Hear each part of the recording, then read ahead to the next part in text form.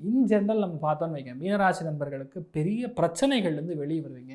200% 200% கடன் தீரக்கூடிய வாய்ப்புகள் இருக்கிறது. பூர்வீக சொத்துக்கள் வரணும்னா கண்டிப்பாக வரக்கூடிய வாய்ப்புகள் இருக்குது. தெய்வ அனுகிரகத்தில் சூப்பரான வீடு அமையும். சூப்பரான வீடு, பக்கத்துலேயே அருமையான ஒரு நதி ஓடும், நிறையா அந்த புல்வெளி சம்மந்தப்பட்ட இடம் இருக்கும், அங்கே உங்களுக்கு வீடு அமையக்கூடிய பிராப்தம். பக்கத்துலேயே கோவில் இருக்கும், பக்கத்துலேயே மிக முக்கியமான ஒரு பெரிய ஒரு ஜங்ஷன் இருக்கலாம், இல்லை ஏர்போர்ட் இருக்கலாம். அந்த மாதிரி இடங்களில் உங்களுக்கு வீடு அமையக்கூடிய பிராப்தம். ஓவராலாக பார்க்கும்போது மீனராசி நண்பர்களுக்கு ஒரு நிம்மதி அப்படின்னு சொன்னால் 2026 உண்டு. இந்த சலிப்பு, டென்ஷனு, கோபம், டிப்ரெஷனு, மனப்பிரீதி இது எல்லாமே காணாமல் போயிடும். So which is a golden year for 2026ன்னு சொன்னால் மீனத்துக்கு உண்டு. ஸோ கண்டிப்பாக நீங்கள் என்ன பண்ணலாம், குழந்தைகளுக்கு பண்ணக்கூடிய விஷயங்களை கரெக்டாக பண்ணணும்.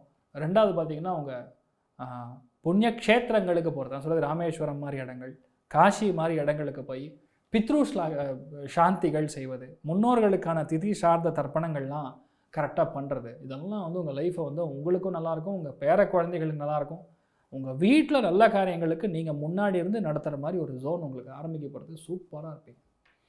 ஸோ 27 நட்சத்திரக்காரங்களுக்கும் 12 ராசிகளுக்கும் 2026 ஆண்டு ஒரு பொன்னான ஆண்டாக இருக்கணும்னு சொல்லி நான் பிரார்த்தனை பண்ணிக்கிறேன். எல்லாருமே நல்லா இருக்கணும், எல்லாருமே ஆன்மீகத்தில் அதிகமான நாட்டம் இருக்கணும், தெய்வ பக்தியோடு இருக்கணும், எல்லா குழந்தைகளுக்கும் தெய்வ பக்தியை நீங்கள் சொல்லி வளர்க்கணும் அப்படின்னு சொல்லி 2026 நான் சங்கல்பம் பண்ணிக்கிறேன்.